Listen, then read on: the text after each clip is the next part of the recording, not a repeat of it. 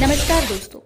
आटे में मिलावट का मतलब है कि लागत कम करने या दिखावट बढ़ाने के इरादे से गेहूं के आटे में घटिया या हानिकारक पदार्थ मिलाना। ये मिलावटें आटे के पोषण मूल्य से समझौता करती हैं और उपभोक्ताओं के लिए स्वास्थ्य संबंधी खतरे पैदा करती हैं। गेहूं के आटे में आम मिलावट में चाक, टैल्कम पाउडर, चूरा और यहाँ तक कि बेंजोइल पेरोक्साइड जैसे हानिकारक रसायन भी शामिल हैं। मिलावटी आटे से जुड़े संभावित जोखिमों को देखते हुए किसी भी अनियमितता का पता लगाने के लिए परीक्षण करना महत्वपूर्ण हो जाता है।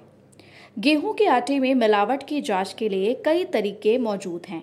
एक आम तरीका यह है कि आटे की थोड़ी मात्रा को पानी में मिलाकर उसका व्यवहार देखा जाए। शुद्ध गेहूं का आटा पानी में मिलाने पर चिपचिपा आटा बन जाता है, जबकि मिलावटी आटा अवशेष छोड़ सकता है या एकजुट आटा बनाने में विफल हो सकता है। इसके अतिरिक्त सूक्ष्म विश्लेषण और रासायनिक परीक्षण आटे में मिलावट की उपस्थिति की पुष्टि कर सकते हैं। हाल के दिनों में खाद्य सुरक्षा को लेकर चिंताएं तेजी से बढ़ रही हैं, जिसमें मिलावट एक प्रमुख मुद्दा है। विभिन्न खाद्य उत्पादों में से दुनिया भर के कई घरों में इस्तेमाल होने वाला मुख्य खाद्य पदार्थ गेहूं का आटा भी इस समस्या से अछूता नहीं है।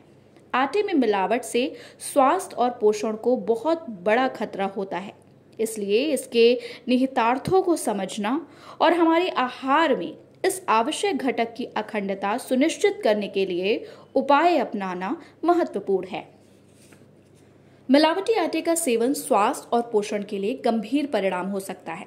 चाक और टैल्कम पाउडर जैसे मिलावटी पदार्थों में आवश्यक पोषक तत्व नहीं होते हैं, जिससे आटे का पोषण मूल्य कम हो जाता है।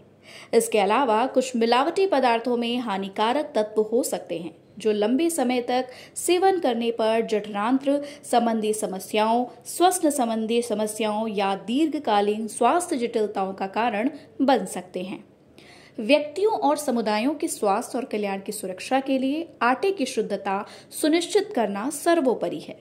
सबसे पहले एक गिलास पानी लें, फिर इसमें तकरीबन 1 चम्मच आटा डालकर 10 सेकंड के लिए छोड़ दें।